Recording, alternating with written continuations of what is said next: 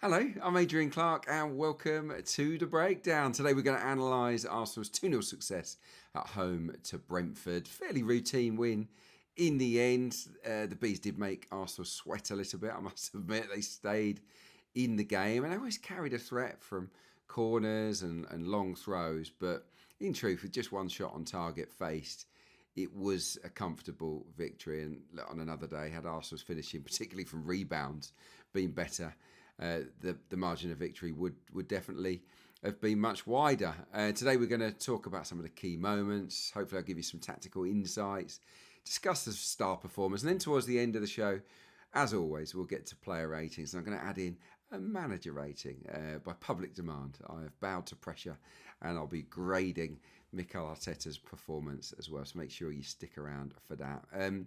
Let's start with Mikel Merino, the guy that's on my thumbnail on this video. And I've labelled it sort of undroppable.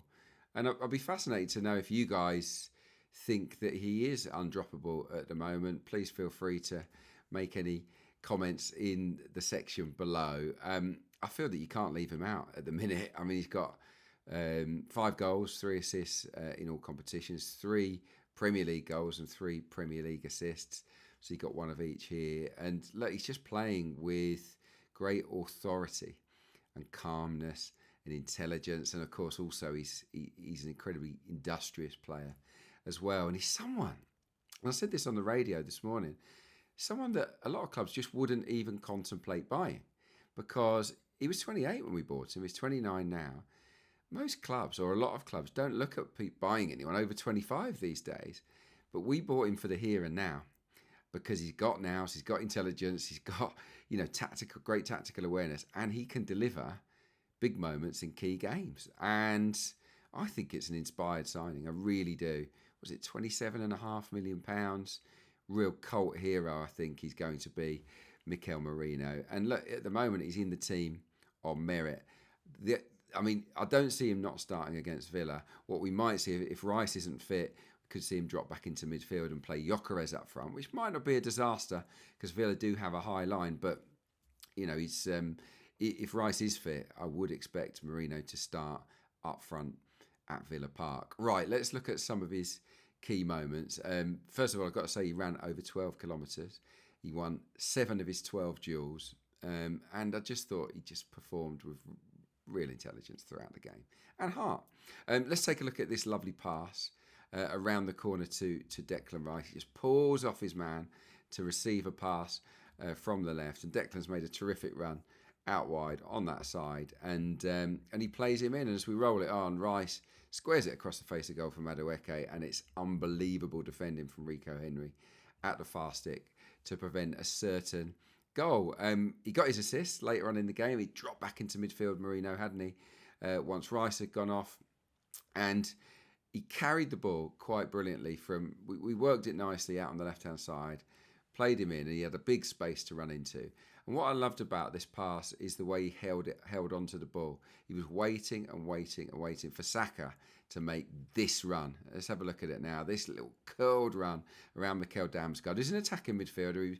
He found himself at left back. He was really uncomfortable, and Saka knew he had the pace, and he made a really good sort of arced run around him. And the weight of the pass from Merino was absolutely perfect, as was his opening goal. I mean, this was one of my favourite goals of the season so far, actually, because of the simplicity, but because each part of the goal was absolute perfection. The overlap from White, the back flick to play him in, the cross from White was absolutely perfect, and the movement and the finish superb from Merino. It was a real beauty. Let's have a quick look at it. I'll just run you through one or two things. Here we go at the outset. Circled there in red is Matthias Jensen. He's a central midfielder. Now, when you play against 5-3-2, where you've got no wingers, that wider midfielder has to slide across on the side of the ball to provide cover and to help the fullback. Now, he didn't do it very well, and White knew it. He knew that he could have it. So he plays that ball from the inside to Madueke, and as he arcs it, the run around him, he can't get there, can he? Jensen, it's just a really difficult angle for him to follow the player. So he has to sort of tell Rico Henry to pass. Well, he has to pass him on to Rico Henry, which he doesn't do. And he gets played in quite spectacularly from Madueke. The cross is great. And this is I want to highlight the 2 yellow arrows there for Mikel Merino. The first run is the vertical one towards goal in yellow. That's for the defender, Ethan Pinnock. He falls in with that run, and then at the last second makes a dart, almost at a right angle, to go across the centre-back, who's not expecting it, meets the cross perfectly and heads it down into the back of the net. That's his 11th Premier League goal for the club, his 9th in 2025. That's more than any other Arsenal player has managed in this calendar year. And since the start of last season, when he arrived, no one in the Premier League has scored more headers than Mikel Merino. He's got 8 headed goals, so 8 of his 14 have come with his bonds. So he is very, very dangerous in the air, isn't he, Mikel Merino? Terrific signing. Pound for pound, one of the best that we've made in recent years. I've got no doubt about that. That goal came down the right-hand side, and I thought we were really good in that area of the pitch, particularly in the first half. White fed Madueke with 13 passes in the hour that they played together, and all of them came on the inside of Madueke. So White's tucked in, and he plays him out on the outside so that he can have that one-on-one. Noni himself was really sprightly, wasn't he? He was always running at Henry. He had 10 touches inside the opposition box, Madueke. No one else in an Arsenal shirt had more than 4. That was Mikel Merino. So he really was sort of pushing the Brentford rearguard back. Let's take another look at some problems we caused them down that side. Here we go. It's Ødegaard this time that plays the ball wide to Madueke, and Jensen's going to have to slide across again. Circled there is White. Look how far back he is. He's got a lot of ground to make up, because he's controlling the ball there. But look how quickly he makes that ground up on the outside. Jensen, again, can't affect it. And Rico Henry is distracted by White. He's already sort of lost him for the goal. He steps left, and that opens up a lovely little gate, doesn't it, between those two defenders. Beautiful piece of quick feet from Nodi Madueke, and he gets his shot on target. And that was not the only time that we really caused havoc down that side. I thought throughout the first half, it was absolute mayhem. Brentford just couldn't handle us down that flank. And a lot of it was to do with giving the ball to Madueke, and it was White's overlaps. White was full of running. And look, I think we all love to see it, because he's such a wholehearted player who's very, very unlucky not to be playing. But there's no argument that Timber is one of the best right-backs in European football at the moment. What can you do? Here's another clip I want to show you here. Madueke gets the ball. I think he got it from Ødegaard. And again, Ben White makes a long overlap around the outside.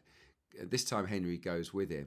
And of course that opens up an even bigger gap between him and Jensen. And Madueke on this occasion slips a pass through that hole into the gap for Calafiori. I've got no idea what Calafiori's doing there.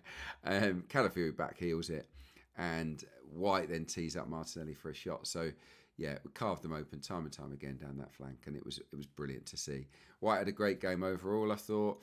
How about this for a block? It was a dangerous moment. I think White had headed it out to Coyote, and his instant reaction was, I've got to be the one who blocks this. So let's have a quick look at it. Here we go. Yeah, look at the ground he makes up. He starts from sort of inside his own 6-yard box to close down Coyote, puts his body on the line. It's a brilliant, brilliant block. And this is one of my favourite freeze frames of the season so far. This is the reaction. Here we go. Look at that. Merino. Yes. Mosquera. Yes. That is why I love this team. I love this team because they passionately care about defending. And that is them telling Ben White, brilliant, mate. That is absolutely outstanding. And I think that kind of reaction is what we, the supporters, want to see from the players. So, yeah, well done to all concerned. I thought both fullbacks played really well. They were nice and assertive. The stats are strong. Calafiori won 9 of 12 duels. White won 10 of 16 duels. White won 4 of 6 tackles. Calafiori won 3 of 5 tackles. He also had a couple of shots on target as well. Here, from the Opta Analyst website, I've picked out their defensive chalkboard. And as you can see, obviously, interventions inside their box, but lots and lots of tackles won and ball recoveries and interceptions inside the opposition half. And yeah, that's really important because you want to win the ball in good areas, don't you? And they certainly helped us do that. Okay, right. So we've covered the fullbacks, we've covered the right hand side. Let's talk about the midfield. Shall we? Obviously, Martin Ødegaard come back into it, and it was a different looking midfield for this game. And I thought they played well. I thought that together they produced some really nice angles, some good patterns of play, and they did drag the Brentford midfielders all over the place. I remember there was one moment where Ødegaard sort of runs with the ball across the pitch, back heels it, and Rice comes onto it with a sort of straight run, drives into the box.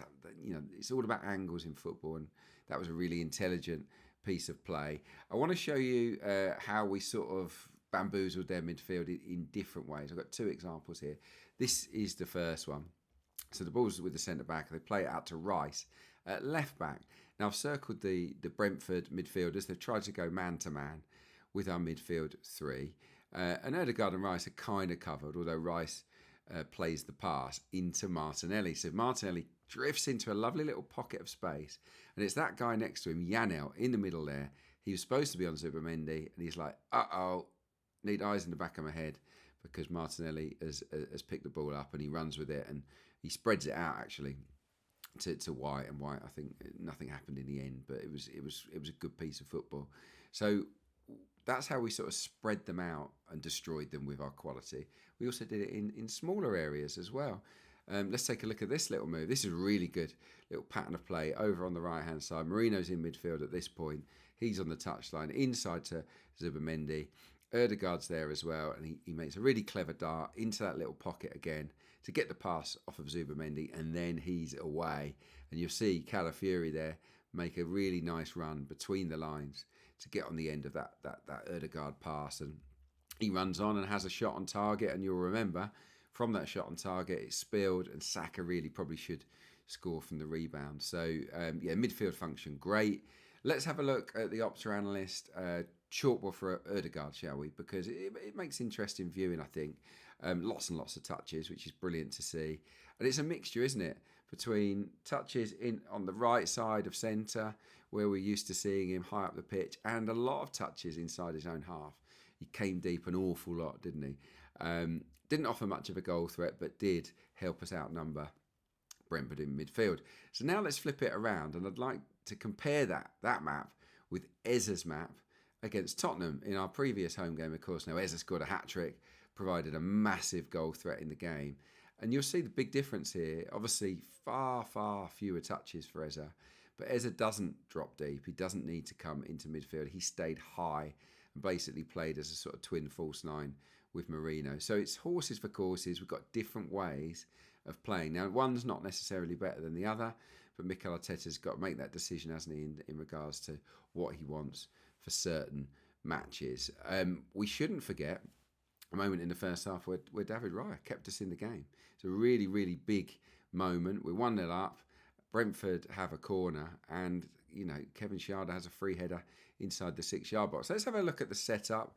It's fairly standard. We've got a few man markers, we've got a load of zonal guys, and Schade is the guy right next to David Raya inside the 6-yard box. And we're a bit loose here because we're kind of ignoring him. And as we flip it on, the ball comes into the perfect area, and he drifts in to a little pocket, a little triangle, doesn't he, between Rice, Calafiori and Merino. You can see, I think it's Yarmoliuk blocks Merino. He's a distraction for Merino, so he can't quite get there. And because he's in that little hole behind Rice, in front of Calafiori, he gets the header. And it's an unbelievable save. Absolutely stellar from David Raya. I love to see it. It was a big moment.